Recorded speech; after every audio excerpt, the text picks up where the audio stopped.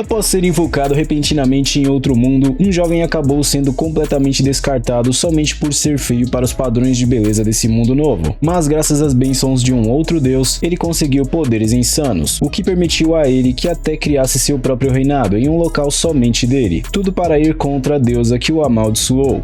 E aí galera, eu sou Natsu e hoje nós vamos acompanhar a parte 1 da primeira temporada do anime Tsukimichi Moonlight Fantasy. Lembrando que o nome do anime sempre está na descrição do vídeo.